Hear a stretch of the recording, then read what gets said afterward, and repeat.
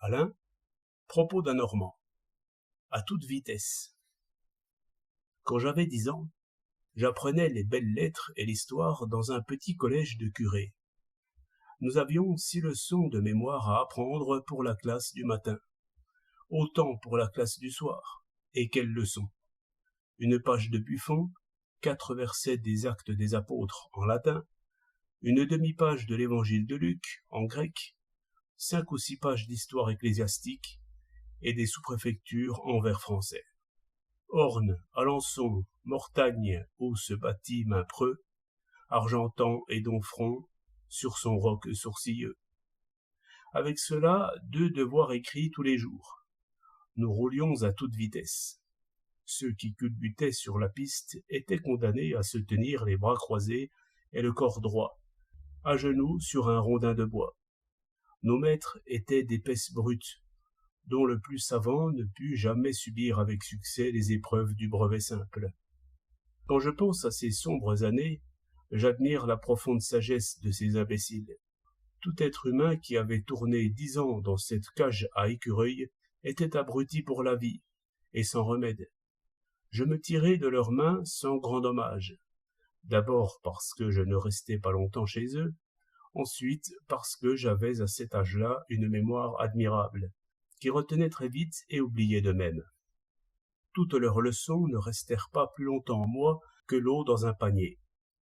Dans la suite, lorsque j'eus attrapé une bourse au lycée, j'eus à choisir, comme Hercule, entre le vice et la vertu, je veux dire entre la paresse et le travail. D'un côté, l'enseignement dit littéraire, qui me rappelait par son objet le système des curés, mais avec 2 leçons au lieu de 12. De l'autre, l'enseignement scientifique, objet nouveau, méthode connue, leçon à toute vitesse, gros cahier de cours, toute la science humaine mise en pilule et avalée en 3 ans. Je choisis prudemment la paresse. Cela m'a permis d'apprendre les sciences tout doucement, comme on cueille des fleurs dans la campagne. Il n'y a pas longtemps, je voyais la petite Marie-Anne, arithméticienne de 10 ans et demi, qui tournait son moulin à problèmes. Je mis son livre dans le panier à papier et je lui dis, en rangeant des jetons, « Regarde, Marie-Anne, il y a des nombres carrés et des nombres qui ne sont pas carrés. On ne peut pas faire un carré avec 2 jetons, ni avec 3. » Déjà, elle avait fait un carré avec 4 jetons. Et après 4, lui dis-je. Cherche un peu. Elle vit bien que 5, 6, 7 jetons ne pouvaient pas, si on les alignait bien en long et en large, former des carrés. Elle aurait parié que 8 était un nombre carré et que 9 n'en était pas un.